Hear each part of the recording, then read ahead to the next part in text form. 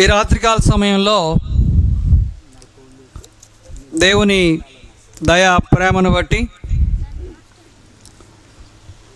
తోటమూల ఈ ప్రాంతంలో జరిగించబడుతున్న ఈ బహిరంగ సువార్త కూడికలో మీతో దేవుని వాక్యాన్ని పంచుకోవడానికి నన్ను ఆహ్వానించినటువంటి స్థానిక సంఘానికి, మా ప్రియ సోదరులు రత్నకుమార్ గారికి, వారిని బలపరుస్తూ ఉన్నటువంటి స్థానిక సంఘ సహచరులకు, వారి సహవాసంలో ఉన్నటువంటి ప్రతి సేవకునికి ప్రభు అయిన క్రీస్తు యేసు నామములోను, చిలకలూరుపేటలో ఉన్నటువంటి ప్రభు యొక్క సంఘం తరపున, మా పరిచర్యల తరపున ప్రేమపూర్వకమైనటువంటి శుభాభివందనాలు తెలియజేస్తున్నాను. ఈ 2 దినాలు జరిగించబడేటువంటి ఈ సువార్త కూడికలు అత్యంత విశేషమైనవిగా నేను భావిస్తూ ఉన్నాను. నేను ఈ ప్రాంతానికి రావడం ఇది 2వసారి. ఈ అవకాశాన్ని దేవుడిచ్చినందుకు నేను ఎంతగానో సంతోషిస్తూ ఉన్నాను. అయితే మీతో నేను మాట్లాడనగినటువంటి అంశం దేవుని నిత్య రక్షణ సంకల్పంలో సంఘము. దేవుని నిత్య రక్షణ సంకల్పంలో సంఘము. ఈ అంశాన్ని మనందరము కలిసి ఆలోచించే ప్రయత్నం చేద్దాము. పరిశుద్ధ గ్రంథం ద్వారా దేవుడు ఎలాంటి విశేషమైన సంగతులను మనకును, అలాగే ఈ శబ్దయంత్రం ద్వారా సద్భక్తితో వాక్యాన్ని వింటున్న వారందరికీ దీవెనకరంగా మలచాలని నేను కోరుతూ ఉన్నాను. సోదరులు వారి పాంప్లెట్లో దేవుని ప్రేమించే వారందరికీ ఆహ్వానం అని రాశారు. ఆ పదం చాలా సంతోషకరమైంది. దేవుని ప్రేమించే వారందరికీ ఆహ్వానం. ఎందులోకి ఆహ్వానం అంటే దేవుని నిత్య రక్షణ సంకల్పంలోనికి ఆహ్వానం. దేవుని యొక్క మహా కృపచేత ఏర్పరచబడ్డ క్షేమకరమైన, ఆశీర్వాదకరమైన, భద్రతాపరమైనటువంటి ఆత్మ సంబంధమైన ప్రాంగణానికి, ప్రదేశానికి ఆహ్వానం. ఈ అంశంలో మొదట మనము దేవుని గురించి తప్పకుండా ఆలోచన చేయాలి. దేవుని గురించి ఆలోచన అన్నప్పుడు మనకు తటస్థించేటువంటి ఆయన లక్షణాలు కొన్ని ఉన్నాయి. దేవుడు సర్వశక్తిమంతుడని, సర్వాంతర్యామని, సర్వజ్ఞానని, పరిశుద్ధుడని, నీతిమంతుడని మొదలైనటువంటి సంగతులు. ఇవి సర్వసాధారణంగా విశ్వాసులైన ప్రతి ఒక్కరికి ఎరిగినవే. అయితే అనాదికాల సంకల్పము అనేటువంటి మాట అత్యంత ప్రధానమైంది. ఆ పదాన్ని బిఫోర్ ద బిగినింగ్ అనే ఆంగ్ల తర్జుమాలో మనం గ్రహించవచ్చు. అనాదికాల సంకల్పం. దేనిని గురించినటువంటి సంకల్పం అది? పరమందున్నటువంటి దేవుడు ఆయన ఉచితమైన ప్రేమ చేత, కృపచేత మానవుని నిర్మాణం జరిగించిన తరువాత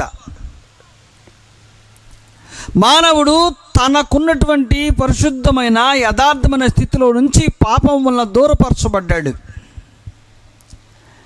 దేవునికి తనకి మధ్య ఎడబాటు జరిగింది. ఆ ఎడబాటు సవరించటానికి, దూరమైనటువంటి మానవుని తిరిగి తనతో సమాధానపరుచుకోవటానికి చేసినటువంటి ప్రణాళిక అపారమైంది. అది ఎలాంటి ప్రణాళిక అంటే, ఒక దీర్ఘదర్శి తన తదనంతరము కాలగమనములో ఎవరైనా ఒక నిర్మాణకుడు తాను చేపట్టినటువంటి ఒక మహా గొప్ప ప్రణాళికకు ఒకవేళ భంగము వాటిల్లితే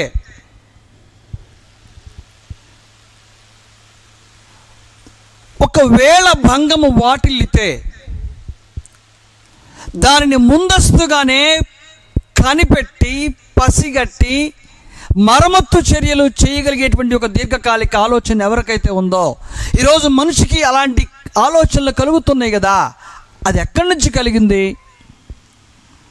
అది దేవుని యొక్క స్వభావం. మీ ముందు ఒక మంచి లేఖనాన్ని ఉంచి ముందుకు కొనసాగే ప్రయత్నం చేస్తాను. ఇర్మియా గ్రంథము 29వ అధ్యాయము 11వ వచనములో ఇలాగ రాయబడింది. ఇర్మియా గ్రంథము 29వ అధ్యాయము 11వ వచనములో, నేను మిమ్మల్ని గూర్చి ఉద్దేశించిన సంగతులను నేను ఎరుగుదును, రాబో కాలమందు మీకు నిరీక్షణ కలుగునట్లుగా అవి సమాధానకరమైన ఉద్దేశములే గాని హానికరమైనవి కావు. ఇదే యెహోవా వాక్కు.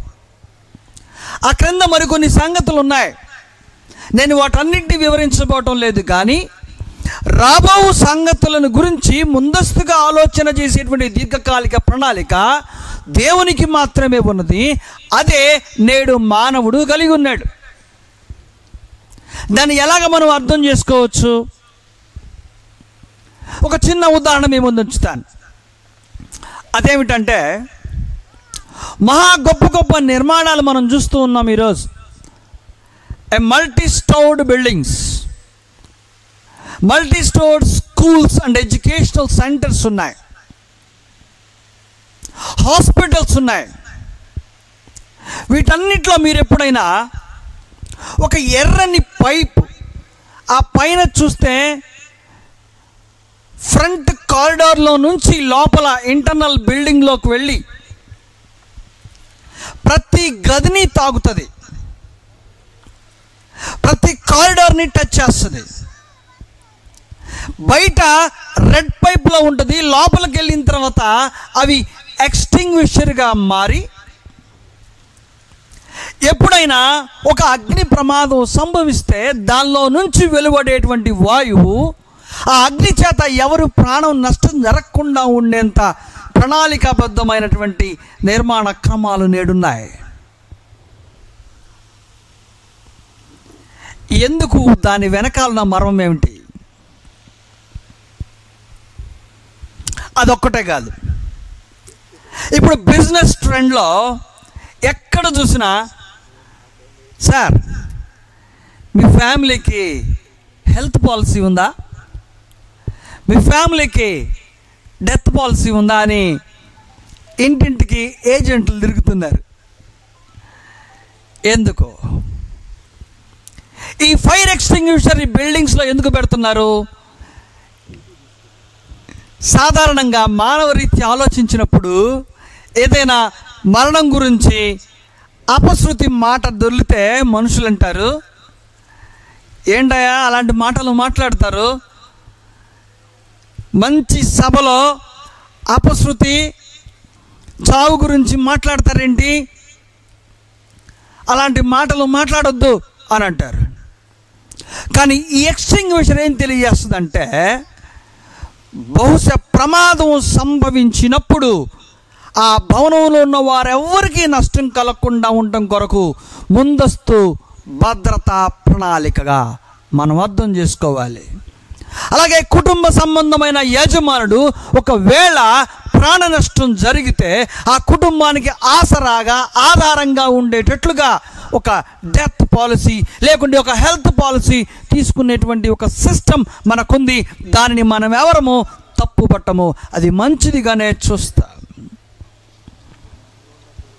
ఈ తలంపు మానవుడికి ఎలా కలుగుతూ ఉంది? దీనికి ఆద్యుడు ఎవరంటే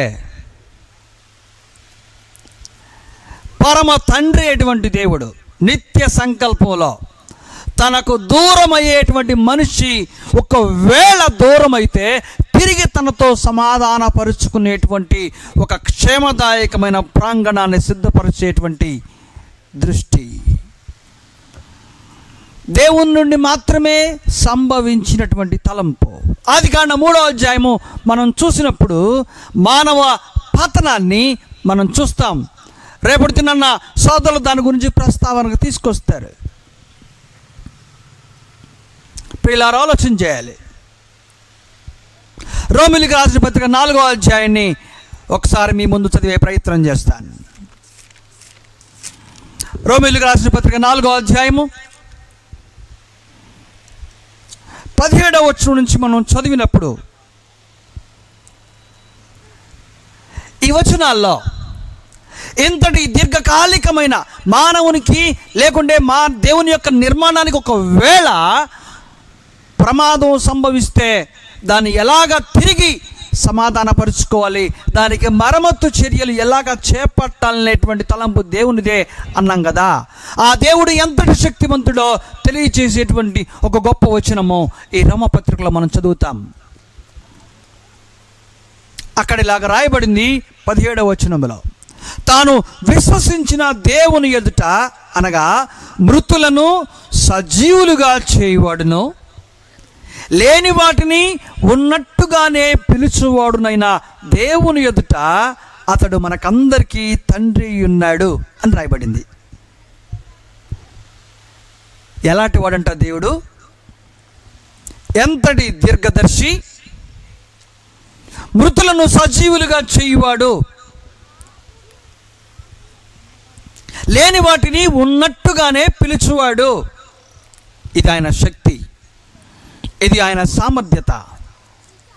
దీని వెనకాల ఆయన నిత్య సంకల్పం కూడా దాచబడి ఉంది. ఆయన దృష్టి అంతా విశదపరచబడి ఉంది. ప్రియులారా, దేవుడు ఎలాంటి దీర్ఘకాలిక ప్రణాళిక గలవాడు? అయితే నిత్య రక్షణ సంకల్పం అనేటువంటి పదాన్ని ఇప్పుడు మనం ఆలోచన చేద్దాం. రోమీయులకు రాసిన పత్రిక 8వ అధ్యాయాన్ని మనం చదివితే అక్కడ మానవుని యొక్క నిస్సహాయ స్థితిలో ఆయనను ప్రేమించే వారి పట్ల తన దృష్టిని నిలిపినటువంటి తండ్రి గురించి రాయబడింది. 28వ వచనం నుంచి నేను చదువుతాను. దేవుణ్ణి ప్రేమించు వారికి ఎవరు వీరు? ఇదిగో ఈ 2 దినాల సభకు ఆహ్వానితులుగా పాంప్లెట్ ఇవ్వబడ్డవారు. దేవుని ప్రేమించు వారందరికీ ఆహ్వానం అని రత్నకుమార్ గారు ఎంతో ఆలోచనాత్మకంగా ఆ టైటిల్ పెట్టారు. వారందరినీ దేవుడు ఈ రీతిగా కోరుకుంటూ ఉన్నాడు. వారు దేవుని ప్రేమించు వారే అయితే ప్రేమించిన వారు ఆయన సంకల్పం చొప్పున పిలువబడిన వారై ఉండాలట. ఈరోజు మనుషులలో దేవుని ప్రేమించేవారు ఉన్నారు, కానీ ఆయన సంకల్పం చొప్పున పిలువబడాలనేటువంటి ఆతృత కలిగిన వారు మాత్రం బహు కొద్ది మంది. ఈ రెండింటిని వేరుగా చూస్తూ ఉన్నటువంటి మత సంబంధమైన ప్రమాదంలో మనము చిక్కుకుపోయి ఉన్నాము. దేవుని ప్రేమించిన వారు అనగా ఆయన సంకల్పం చొప్పున పిలువబడిన వారు. ఇవి డైవర్సిటీ కాదు. ప్రేమిస్తే ఆయన సంకల్పం చొప్పున పిలువబడాలి. పిలువబడితే ఎక్కడికి వస్తావో, పిలువబడితే ఏ క్షేమదాయకమైన ప్రాంగణానికి నువ్వు రాబట్టబడతావో ఆలోచన చేద్దాము. ఈ ప్రసంగం ముందుకు వెళ్ళే కొద్ది అనగా ఆయన సంకల్పం చొప్పున పిలువబడిన వారికి ఏదో కలుగుతుందంట. దాని పేరు మేలు కలుగుటకై సమస్తము సమకూడి జరుగుచున్నవని ఎరుగుదము. Whatever is happening on this planet, ఏది సంభవించినా సరే ఆయన సంకల్పం చొప్పునే జరిగించబడాలనేది నిర్ణయాత్మకమైన తీర్మానం. అది మారదు. మనుషుల తలంపులు, ఆలోచనలు, ప్రణాళికలు దేవుని గురించి, దేవుని విమోచన ప్రణాళిక గురించి, లేకుంటే భక్తిభావాన్ని గురించి, దేవుని గౌరవించే విధానాన్ని గురించి ఎన్ని విధాలుగా మార్చుకున్నా ఆయన ఉద్దేశం, ఆయన తలంపు మాత్రం మారదు. ఆయన చిత్తం మాత్రం ఏ కాలంలో మారల. Because it was pre designed, ముందస్తుగా నిర్ణయించబడ్డ ప్రణాళిక అది. దేని కొరకు? ప్రేమతో అపూర్వంగా చేసుకున్నటువంటి మానవుడు తన కక్షలో నుంచి జారిపోతే ఏం చెయ్యాలో అనే గొప్ప ఆలోచనకర్త దేవుడు మాత్రమే.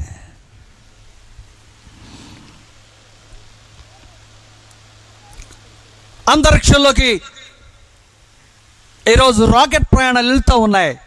భారతదేశం గర్విస్తూ ఉంది. ఆ వెళ్ళేటువంటి రాకెట్స్ తమ కక్షలో నుంచి మారితే it will be a big question. ఆ కక్షలోని మారకుండా ఉండడానికి జాగ్రత్తలు తీసుకోగలరేమో, కానీ మారిన వాటిని, కంట్రోల్ తప్పిన వాటిని ఏం చేయాలో ఎవరి వలన సాధ్యం కాదు. కానీ ఏది కంట్రోల్ తప్పినా సరే సుసాధ్యం చేసి తన స్వాధీనపరుచుకునేటువంటి దేవదేవుడు, తన ప్రేమించినటువంటి మానవుడు తన కక్షలో నుంచి జారిపోతే ఏం చేయాలో చేసినటువంటి ఏర్పాటే నిత్య రక్షణ సంకల్పంలో ఏర్పడ్డ ఒక ప్రాంగణం, ఒక ప్రదేశం, ఆత్మ సంబంధమైనటువంటి ఆ నిర్మాణం. దాని పేరే సంఘం. పిల్లలు ఆలోచించాలి నాతో పాటు ఈ రాత్రికాల సమయంలో. వారెట్టివారైనా సరే, ఎలాంటి స్థితిగతుల్లో చిక్కుకున్న వారైనా సరే, ఈ రక్షణ ప్రణాళిక అనగా నిత్య రక్షణ సంకల్పంలో దేవుడు ఏర్పరిచిన ప్రణాళిక గ్రహింపు చేసుకోగలిగితే అందులోనికి రాగలడు. అయితే రావడానికి ఒక నియమం ఉంది. For and everything there will be a principle. నియమరాహిత్యంగా ఏది ఉండదో. నిత్య రక్షణ ప్రణాళికకు కూడా నియమం ఉంది.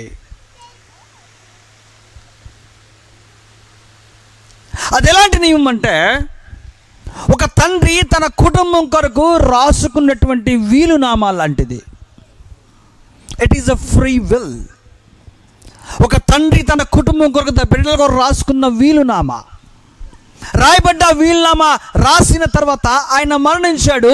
ఆ శాసనాన్ని ఎవరు మార్చజాలరు. అయితే ఆ ఈ వీలునామాలో ఏముందంటే, దెర్ ఈజ్ ఎ కండిషన్. ఎవరైతే ఆ నియమానికి లోబడతారో, ఏ స్థితిలో ఉన్నప్పటికీ రాయబడ్డ ఆ వీలునామాకు లోబడతారో, వారు ఆ విల్లులో ఉన్నటువంటి స్థిర చర ఆస్తులకు వారసులుగా మార్చబడతారు.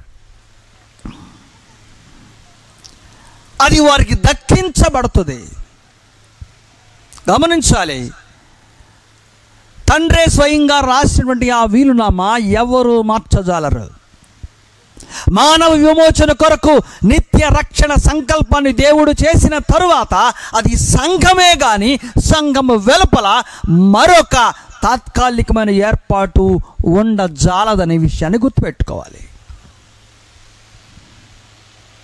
సంఘము అంత అపారమైనది. ఎందుకని ఈ అంశాన్ని ఇంత గట్టిగా ఒక్క నుంచి చెప్పాల్సి వస్తుంది అని అంటే, సంఘం అనేటువంటి పదాన్ని గురించి మనుషులు దైవ చిత్తానుసారమైన కోణంలో కాకుండా బహు స్వల్పమైనటువంటి భావాన్ని కలిగి ఉన్నారు.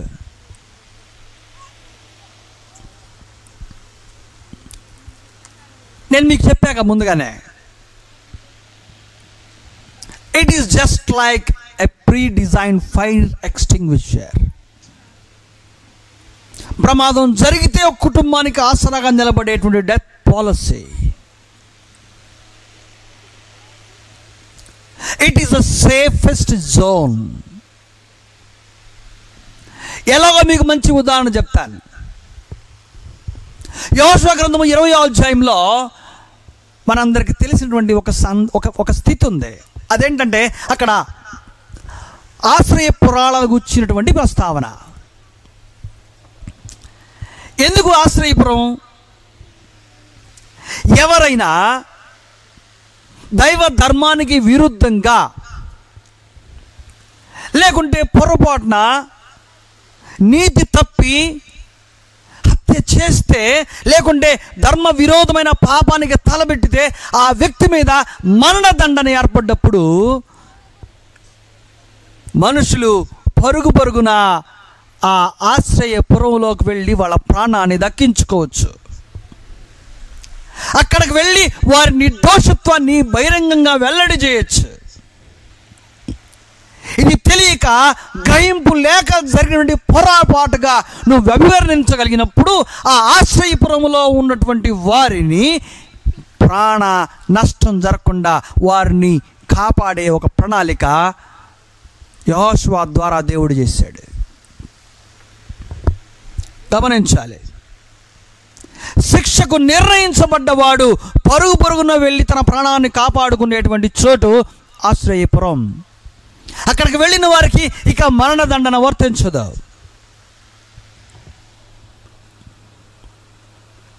సంఘము క్రీస్తునందునటువంటి చట్ట రూపంలో ఏర్పరచబడ్డ దేవుని నిత్య రక్షణ ప్రణాళికలో రూపొందించబడ్డ ఒక ఆశ్రయ పట్టణము, ఒక ఆశ్రయపురము. అక్కడికి వెళ్ళిన వారికి మరణదండ నుంచి తప్పించబడే వాళ్లే కానీ మరణ ఛాయలు అలుముకున్న వారి నుండి ఆ దోష శిక్షను తీసివేయడానికి సిద్ధపరచబడ్డ ప్రణాళికే కానీ మరొకటి కాదు. అది దేవుడు ఏర్పరిచిన పరిష్కారము, అది దేవదేవుడు ఏర్పరిచిన ప్రత్యామ్నాయము.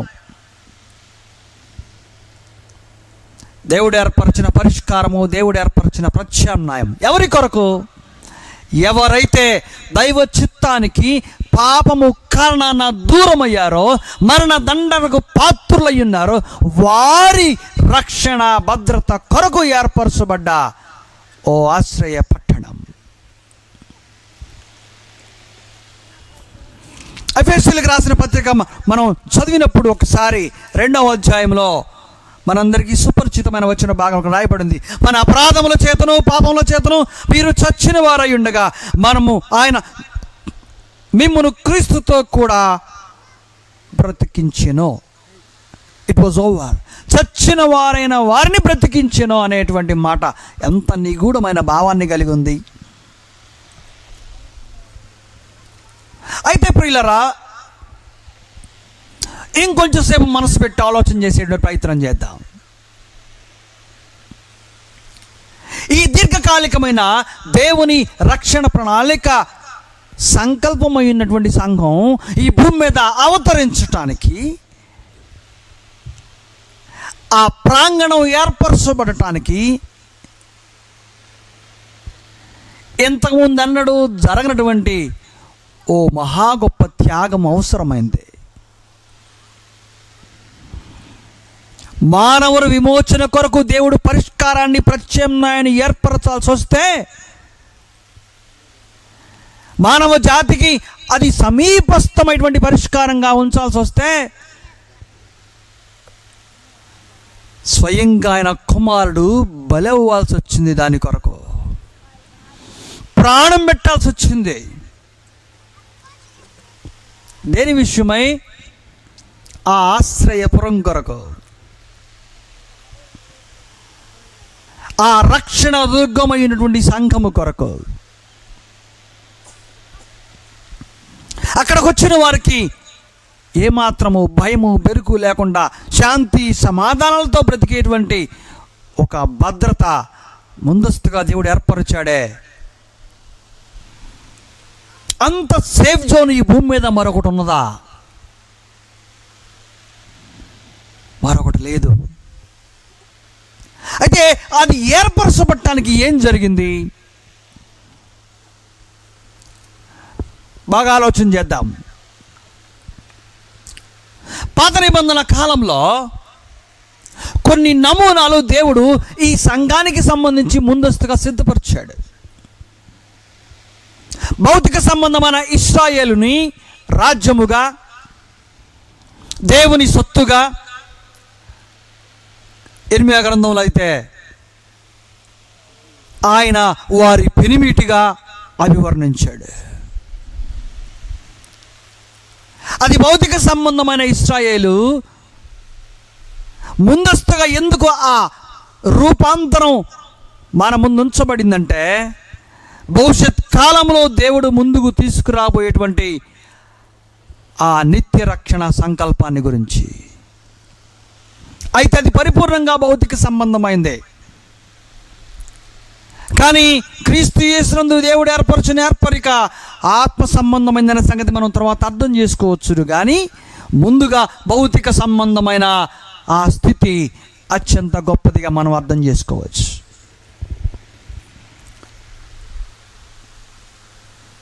ఇశ్రాయేలు రాజ్యాన్ని గురించి దేవుడు మొదట శాసనం చేసిన తర్వాత, వాగ్దానం చేసిన తర్వాత ఒక భౌతికమైనటువంటి నిర్మాణం అవసరమైంది. అదే యెరూషలేం దేవాలయం. ఆ నిర్మాణం చేపట్టడానికి దావీదు సమస్తమైనటువంటి అత్యంత విలువైన సామాగ్రిని సమకూర్చాడు. కానీ రక్తసిక్తమైనటువంటి ఆ చేతులు ఆ నమూనాను నిర్మించడానికి యోగ్యత పోగొట్టుకున్నాయట. గుర్తుంచుకోవాలి, అది ముందస్తు నమూనా. దేని గురించినటువంటి నమూనా అంటే, భవిష్యత్ కాలంలో క్రీస్తు యేసు ద్వారా నిత్య రక్షణ సంకల్పములో భాగమైనటువంటి సంఘానికి నమూనా. దావీదు కాలం పూర్తయిన తర్వాత సొలొమోను కాలం వచ్చినప్పుడు ఆ ఎరాలో దాన్ని కంప్లీట్ చేశాడు. ఆయన దాన్ని ఎస్టాబ్లిష్ చేసి డెడికేట్ చేసిన రోజు ఒక ఆశ్చర్యకరమైన సంఘటన జరిగింది. 2వ దినవృత్తాంత గ్రంథము 7వ అధ్యాయంలో మనం ఆ సంఘటన చూస్తాము. ఏం జరిగింది తెలుసా? అక్కడ 6వ అధ్యాయంలో సొలొమోను ప్రార్థన చేశాడు మహాదేవునికి. ఇదిగో నీ నిర్మాణం ఇలాగ గొప్పగా జరిగించాను, ఆ శక్తి నాకు ఇచ్చిన కృతజ్ఞతాస్తులు తెలియజేస్తూ, ఇదిగో నీ ప్రజలు ఈ నిర్మాణం వైపు ఎవరైతే చూసి ప్రార్థన చేస్తారో వారి పాపాలు క్షమిస్తావు నువ్వు, వారిని చేర్చుకుంటావు నువ్వు అని చెప్పి ప్రతిష్ఠించిన రోజు. ఆ ప్రార్థన పూర్తయిన తర్వాత 7వ అధ్యాయంలో పరలోకం నుంచి అగ్ని కురిసిందట. ప్రజలు భయకంపితులై మోకరిల్లి మహాదేవుని ఆరాధించారు, ప్రార్థన చేశారు, ఆయనకు కృతజ్ఞతాస్తులు చెల్లించారు. ఆ అగ్ని కురిసినటువంటి రోజు. ఎందుచేత ఈ నిర్మాణాన్ని సంఘమునకు సరిపోల్చబడ్డ నమూనాగా నేను ఉంచుతూ ఉన్నానంటే, అక్కడ అది డెడికేషన్ జరిగిన రోజు ఎలాగైతే అగ్ని కురవబడిందో, అపోస్తలుల గారి 2వ అధ్యాయాన్ని మనం చదివినప్పుడు అగ్ని నాలుకలుగా విభాగింపబడినటువంటి 2వ అధ్యాయంలో, పరిశుద్ధాత్మ అపోస్తలుల మీద కుమ్మరించబడ్డ అధ్యాయంలో అగ్ని నాలుకలుగా మనం చూస్తాం. వారిలో ఒక్కొక్కరి మీద వాలగా అందరూ పరిశుద్ధాత్మతో నింపబడ్డవారై అన్య భాషల్లో మాట్లాడారని రాయబడింది. ప్రియులారా, ఆలోచించండి. పరలోకం నుండి అగ్ని కురవటం అవసరమైంది దేవుని నిత్య రక్షణ సంకల్పంలో భాగమైనటువంటి సంఘాన్ని ఈ భూమి మీద స్థాపించడానికి. ఆ అగ్నికి ముందు క్రీస్తు యేసు యొక్క బలియాగం అవసరమైంది. ఏమాత్రం వెనకాళ్ళ పరమ తండ్రి తన కుమారుడు ఏ పాపము లేకున్నా సరే బలిగా వించబడాల్సి వచ్చింది. ఏమాత్రము వెనకంజ వేళ పరమ తండ్రి. దేని కొరకు? మానవుని యొక్క విమోచన కొరకు. ఈరోజు ఇంత పెద్ద సంఘాన్ని గురించినటువంటి నివేదిక, ప్రణాళిక పాత నిబంధన గ్రంథాల్లోనూ కొత్త నిబంధనలోనూ అలాగే పౌలు రాసినటువంటి పత్రికల్లో ఇంత సుస్పష్టంగా ఉంటే మనుషులు అత్యంత తేలిగ్గా నీదే సంఘం, నాదే సంఘం, వాళ్ళదే సంఘం, నేను ఇక్కడ కట్టాను, నువ్వు అక్కడ కట్టు అని ఎంత తేలికగా మాట్లాడుకుంటున్నారు. అది నువ్వు, నేను, మరొకరు ప్రాణం పెట్టగలిగినా కట్టగలిగేది కాదు. నువ్వెంత త్యాగం చేసినా దాని నమూనా మరొకటి రూపించడానికి నీకు నాకు శక్తి సామర్థ్యాలు లేవు. నువ్వెన్ని కోట్లు వెచ్చించినా సరే, ఓ పెద్ద ఎకరాల విస్తీర్ణంలో నువ్వు నిర్మాణం చేసినా సరే, అది దేవుడు ఏర్పరిచినటువంటి నమూనాకు ప్రత్యామ్నాయమై ఉండే అవకాశం ఎంత మాత్రం కూడా లేదు. వెండి బంగారం వంటి క్షయ వస్తువుల చేత ఏర్పరచబడ్డ ప్రణాళిక అది కాదు. హెబ్రీయులకు రాసిన పత్రిక మనం చదివితే మన వెండిలో చలి వణుకు పుట్టేంత లోతైన మర్మాలతో రాయబడ్డ వచనాలున్నాయి. నువ్వెక్కడికో రాలేదు, నీకు అర్థం కానటువంటి ఒక సుదీర్ఘమైన ప్రదేశానికి వచ్చావని చెప్పాడు. 12వ అధ్యాయం హెబ్రీయులకు రాసిన పత్రిక 18వ వచనం నుంచి, స్పృశించి తెలుసుకొనదగినట్టు మండుచున్నటువంటి కొండకును అగ్నికిని కారు మేఘమునకును గాఢాంధకారమునకును తుఫానుకును బోర ధ్వనికిని మాటల ధ్వనికిని మీరు వచ్చి ఉండలేదు. మనుషులు అనుకున్నంత భౌతిక సంబంధమైనది కాదు, అది మానవ జ్ఞానానికి మించింది. అది అర్థం కావాలంటే దేవుని నిత్య రక్షణ ప్రణాళిక నీకు బోధపడాలి. పరిశుద్ధ గ్రంథంలో దేవుడు ఎలాంటి సంగతులు నీ కొరకు రాయించాడో అది నీకు అర్థం కావాలి. అది నీ క్షేమం కొరకు ఏర్పరచబడ్డ ఒక పరిశుద్ధమైన ప్రాంగణం, ఒక ఆత్మ సంబంధమైన మందిరము. అది ఒక జనాంగానికి లేకుంటే ఒక సంస్కృతికి, ఒక ప్రాంత ప్రజల కొరకు మాత్రమే నిర్దేశించబడింది కాదు. కానీ భౌతిక సంబంధమైన ఇశ్రాయేలు వద్ద ఏర్పరచబడ్డ, ఈ భూమి మీద విస్తరించబడ్డ అన్ని జాతి అందరూ ఒకరోజు ఆ సేఫ్ జోన్లోకి వచ్చి ఆ ఆశ్రయపురం వైపు చూడగలిగితే, యూదుడని, గ్రీసు దేశస్థుడని, అన్యుడని, ఇశ్రాయేలుడని ఏ గోత్ర సంబంధమైన భేదము లేకుండా అందరూ ఒకే చోట కూర్చొని పరమదేవుని ఆత్మతో సత్యముతో ఆరాధించగలిగే గొప్ప ప్రణాళిక ప్రాంగణం అదే. ఈరోజు మనుషులు సంఘం అనేటువంటి పదాన్ని వారు వారి ఇష్టానుసారంగా వాడుకుంటూ ఉన్నప్పటికీ, ఒకవేళ అది వారి ఊహించిందే కాకపోయినా దేవుడు ఏర్పరుస్తుందని వాళ్ళు భ్రమలో బ్రతుకుతుంటే, దానికి సంబంధించినటువంటి ప్రాపర్టీస్, అనగా ప్రాపర్టీస్ అంటే స్వభావ గుణ లక్షణాలు నువ్వు వెతికినా కనబడట్లేదు. మరి ఎందులో కనపడుతుందంటే, నువ్వు అనుకునేటువంటి పేరులోనో బోర్డులోనో లేకుంటే భౌతిక సంబంధమైన నిర్మాణంలో మాత్రమే చూడగలుగుతున్నావు. కానీ దాని వెనకాలన్న మహాదేవుని యొక్క దీర్ఘకాలిక ప్రణాళిక నశించిపోయి భయకంపితుడై మరణ ఛాయల్లో చిక్కుకున్నటువంటి నీ కొరకు నా కొరకు చేసిన ఏర్పాటుగా నీకు అర్థం కావట్లేదు. ప్రమాదం సంభవిస్తే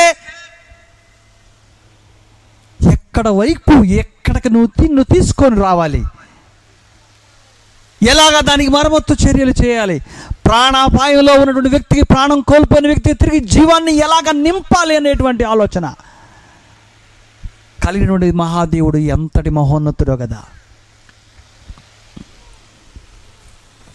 ప్రియమైన వారలారా, ఆలోచించవలసినటువంటి సమయం ఇది. సంఘము దేవుని నిత్య రక్షణ సంకల్పంలో భాగం. భౌతిక సంబంధం ఇశ్రాయేలుతో అది పోల్చబడ్డ ఆత్మ సంబంధమైన ఇశ్రాయేలుగా, ఆత్మ సంబంధమైన మందిరముగా అది నిర్మాణం చేయబడిందని ఎఫెసీ పత్రికలో మనం చాలా సుస్పష్టంగా చదువుతాం. ఎఫెసీలకు రాసిన పత్రిక 3వ అధ్యాయం 2వ అధ్యాయం మనం చదువుతున్నట్లయితే అది ఇలాగ రాయబడింది. మనం చదువుతాం మాటని. 2వ అధ్యాయము 19వ వచనము, ఎవరైతే ఆ నిత్య సంకల్పంలో ఏర్పరచబడ్డటువంటి సంఘములోకి ప్రవేశిస్తారో, క్రీస్తుని రక్షకుడుగా లేకుంటే ఏర్పరచబడ్డ ఆశ్రయపురం వైపు చూస్తారో, వారికి మీదట పరజనులు పరదేశులై ఉండక పరిశుద్ధులతో ఏక పట్టణస్థులను దేవుని ఇంటి వారునై ఉన్నారు. ముందస్తుగా ఏర్పరచబడ్డ దీనిని దేవుని ఇల్లు అని అంటాడు. ఏక పట్టణస్థులుగా ఆయా దేశ భాషలతో మాట్లాడు వారిని, ఆయా సంస్కృతి సంప్రదాయ నాగరికతలకు చెందిన వారిని ఆ నిత్య సంకల్పం అర్థం చేసుకున్నటువంటి కారణాన అందులో ప్రవేశింపజేస్తూ ఉన్నాడు. మనం చదువుకున్నటువంటి వచ్చిన భాగంలో ఒక అత్యద్భుతమైన పదం ఉంది. మీరు గమనించారో లేదో దాన్ని ఒకసారి మళ్ళా గుర్తు చేసే ప్రయత్నం చేస్తాను. ఎఫెసీ పత్రిక 1వ అధ్యాయంలో మనం గమనించాల్సినటువంటి ముఖ్యమైన పదం ఒకటి ఉంది. 8, 9 వచనాల్లో కాలము సంపూర్ణమైనప్పుడు జరగవలసిన ఏర్పాటును బట్టి, కాలము సంపూర్ణమైనప్పుడు జరగవలసిన ఏర్పాటును బట్టి, జరగవలసిన ఏర్పాటును దేవుడు ముందుగా సిద్ధపరచడనే మాట మనకు ఈ పదం ద్వారా అర్థం చేసుకోవచ్చు. అది ఎప్పుడు కలుగుతుంది? కాలము సంపూర్ణమైనప్పుడు మాత్రమే. ఆయన తన దయా సంకల్పము చొప్పున, దానికి మళ్ళా దయా సంకల్ప అనే యాట్రిబ్యూట్ని యాడ్ చేశాడు. దాని అథెంటిసిటీ పెంచుతున్నాడు. చూడండి, దాని గొప్పతనాన్ని బలపరుస్తున్నాడు మరింతగా. దానికి తన దయా సంకల్పాన్ని తోడు చేసి తన చిత్తమును గూర్చిన మర్మము మనకు తెలియజేసి, ఇక్కడ మనం అండర్లైన్ చేయాల్సింది ఏంటంటే, ఏం అండర్లైన్ చేయాలి? తన చిత్తమును గూర్చిన మర్మమాట. దేవుని నిత్య సంకల్పములో, రక్షణ సంకల్పములో సంఘము ఆయన చిత్తాన్ని గూర్చినటువంటి ఒక మర్మం. దానికి సమయం ఆసన్నమైనప్పుడు మాత్రమే మనుషుల ముందు వెల్లడి చేయబడింది. అంతవరకు అది మర్మంగానే ఉంచబడింది. It was not revealed. ఇశ్రాయేలీలు ఆశ్రయపురం కట్టబడ్డప్పుడు అది కేవలము వారి రక్షణ కొరకై ఏర్పరచబడ్డ తాత్కాలికమైన ఏర్పాటు అనుకున్నారు. కానీ దాని వెనకాల భవిష్యత్తులో రాబోయేటువంటి సంఘ నమూనని వారికి తెలియదు. అది వారికి మర్మంగా ఉంచబడింది. సర్పములతో ఇశ్రాయేలు కాటు వేయబడి చంపబడుతున్న సమయంలో ఇత్తడి సర్పాన్ని మోషే లేపినప్పుడు అటు చూసిన వారందరూ ప్రాణాన్ని కాపాడుకోగలిగారు. అప్పటికి వారికి తెలియదు అది భవిష్యత్తులో రాబోయేటువంటి ఓ రక్షణ ప్రణాళికకు ముందస్తు నమూనా అని. అందుకే అది మర్మముగా ఉంచబడింది, దాచబడింది. ఇక్కడ ఎంత అద్భుతమైన మాట మనం చదివామో. ఏంటి ఆ పదం అంటే, ఆయన తన చిత్తమును గూర్చిన మర్మము మనకు తెలియజేసి, మనకు సంపూర్ణమైన జ్ఞాన వివేచన కలుగుటకు ఆ కృపను మన ఎడల విస్తరింపజేసిన. ప్రియ సంఘమా, ప్రియ సోదరి సోదరులారా, ఈ శబ్దం ద్వారా వింటున్న వారు ఎవరైనా సరే ఈ రాత్రికాల సమయంలో మనసు పెట్టాల్సినటువంటి సంగతి ఏమైనా ఉన్నది అంటే, ఆయన సంపూర్ణమైన జ్ఞాన వివేచన మనకు రావాలని కోరుకుంటున్నాడు దీని గురించి.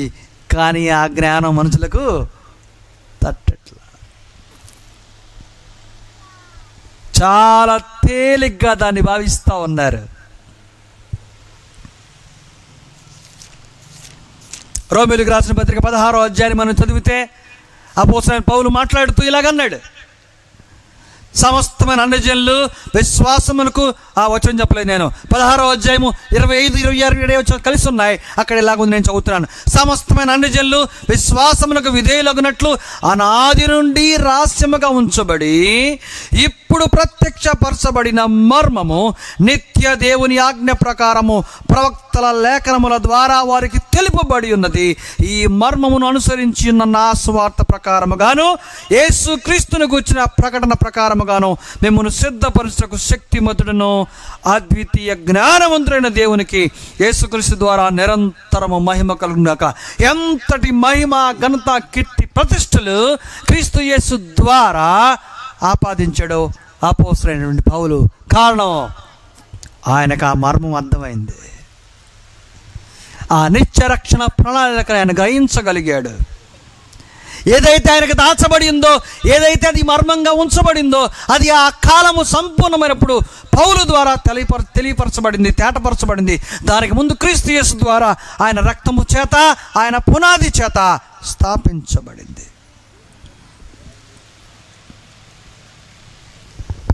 పిల్లలు ఆలోచన చేయాలి. అది నీవు నేను అనుకున్నటువంటి భౌతిక నిర్మాణం కాదు.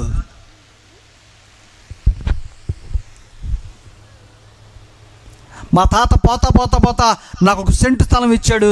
ఆ సెంటు స్థలంలో నేను కట్టుకొని ఒక మందిరం ఏర్పరచుకుంటానంటే అది నిత్య రక్షణ సంకల్పంలో భాగమైనటువంటి సంఘం అయ్యే అవకాశం ఎంత మాత్రం కూడా లేదు.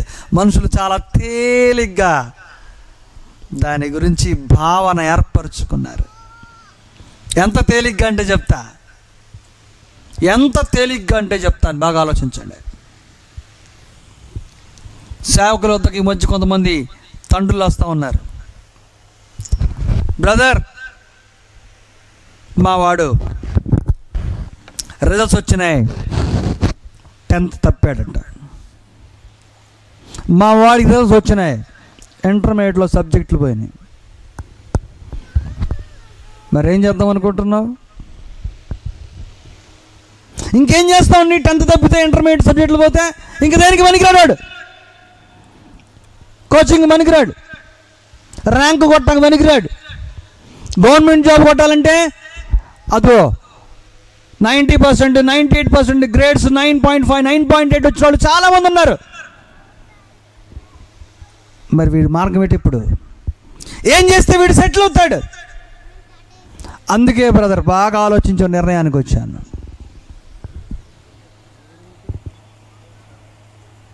బైబిల్ ట్రైనింగ్ పంపిద్దాం అనుకుంటున్నా.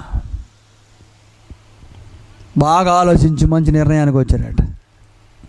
ఎప్పుడన్నా మీరు ఇలాంటి ఉదాహరణ చదివారా, విన్నారా? మీ దృష్టికి వచ్చిందా? కోచింగ్కి పనికిరాడు, ట్రైనింగ్కి పనికిరాడు, ర్యాంక్స్ పనికిరాడు. కానీ దేవుని నిత్య రక్షణ సంకల్పములో భాగమై ఉన్నటువంటి పరసంబంధమైన ఇశ్రాయేలును, పరసంబంధమైన యెరూషలేము నిర్మాణానికి అవసరమైన సేవకుడిగా మాత్రం పనిచేస్తారట. ట్రైనింగ్ పంపాలనుకుంటున్నాను.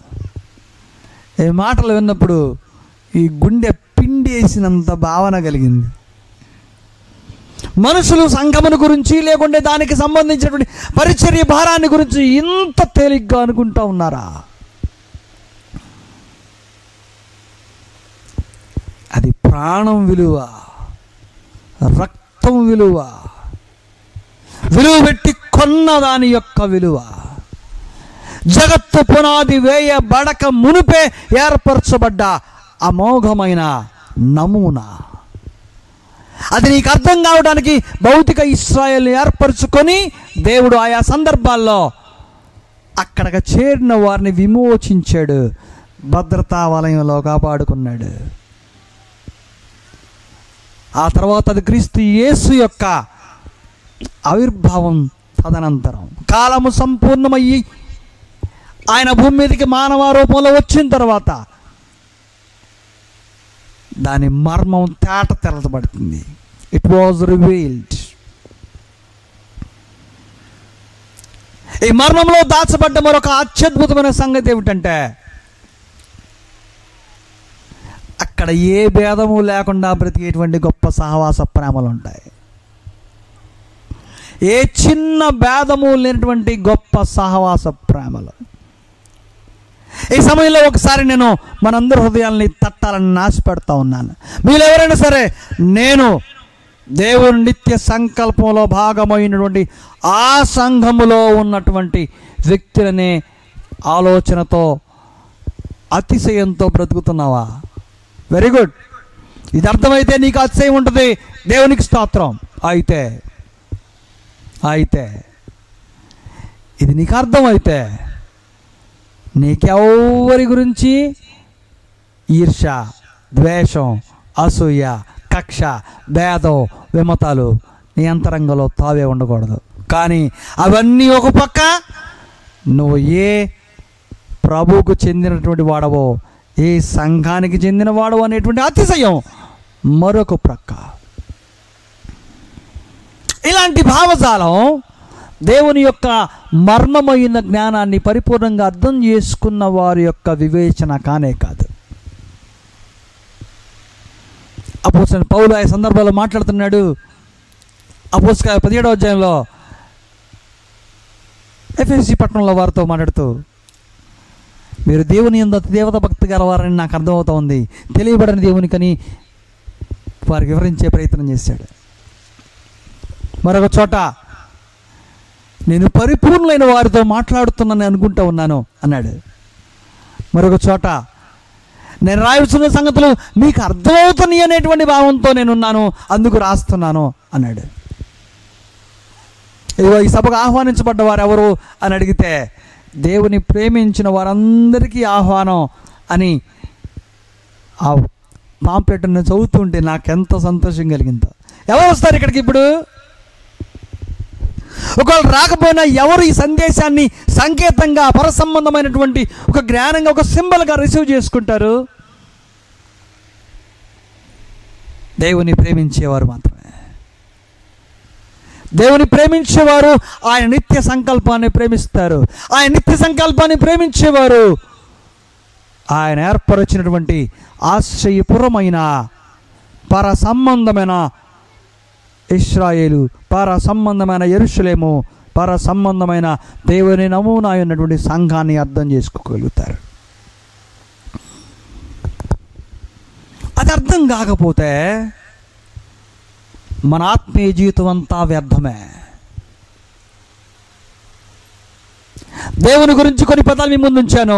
ఆయన ఎలాంటి వాడు?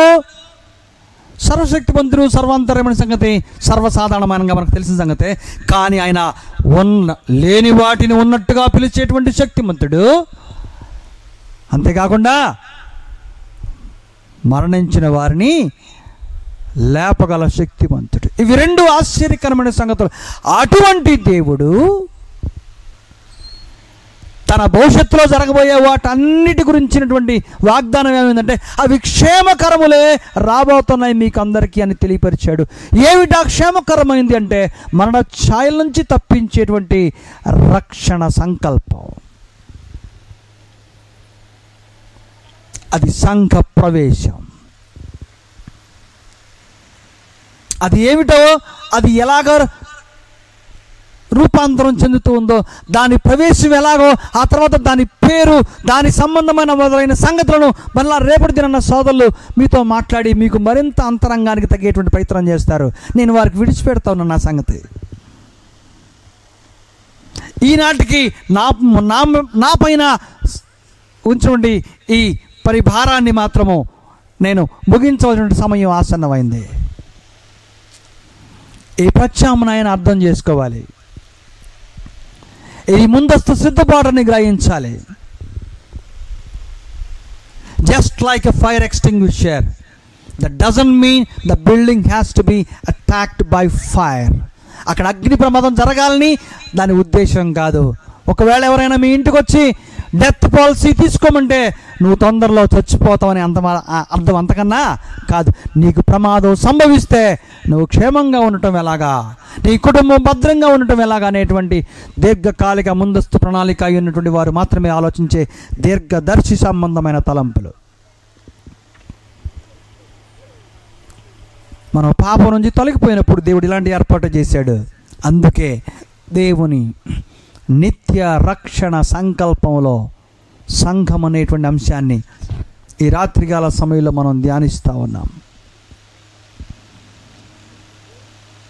నీకు అర్థమైతే, నువ్వు గ్రహించగలిగితే, ఈ మర్మం ఈరోజు ఈ రాత్రికాల సమయంలో నీకు విసితపరచబడిందని నువ్వు అర్థమైతే, నువ్వు గ్రహించగలిగితే, అది ఎక్కడున్నది అని నువ్వు వెతుకులాట ప్రారంభిస్తావు.